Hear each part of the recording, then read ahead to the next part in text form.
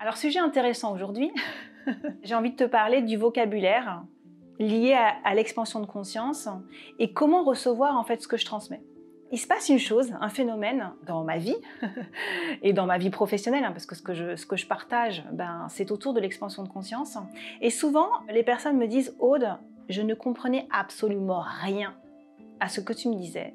Et d'un coup, tout a fait sens. » Je trouve que c'est hyper intéressant. Qu'est-ce qui s'est joué en fait dans le fait que ça ne te parlait pas du tout et que maintenant ça te parle? C'est qu'il y a un moment donné, tu es arrivé dans un espace, évidemment où tu étais prêt à recevoir, mais dans un espace où mes mots, tout à coup, vont révéler ce qui est déjà semi-déballé chez toi, ce qui est semi-révélé chez toi. Donc il y a ce moment où les mots que je vais poser vont faire sens pour toi parce qu'ils sont identifiés par toi comme étant la réalité de ce que tu vis.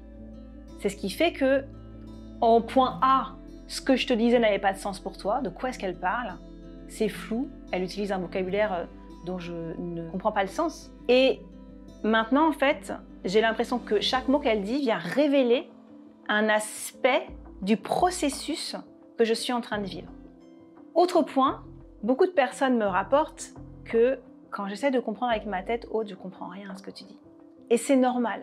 C'est-à-dire que j'ai comme vocation à venir stimuler, activer ou simplement à m'adresser à une configuration de toi qui n'est pas ta conscience mentale pure. Je m'adresse à toi à travers un canal particulier qui est, je te parle de conscience multidimensionnelle à conscience multidimensionnelle. Et donc pour pouvoir y accéder, il y a quelque chose en fait qui demande comme à s'ouvrir pour recevoir. Quand on ne sait pas comment faire en fait pour recevoir, c'est très très simple. On n'a pas besoin en fait d'avoir expansé sa conscience, d'avoir visité tous les mondes subtils, non. C'est simplement en fait se mettre à l'écoute comme on pourrait écouter une musique. Se laisser porter par le verbe et se laisser ressentir ce qui se dit. C'est pas un réflexe qu'on a, parce qu'on a appris, quand quelqu'un s'adresse à nous avec des mots, en fait, on a appris à les analyser, les comprendre, les réordonner et en faire des circuits logiques et puis surtout répondre à ça. Et là, en fait, c'est pas du tout l'expérience que je propose.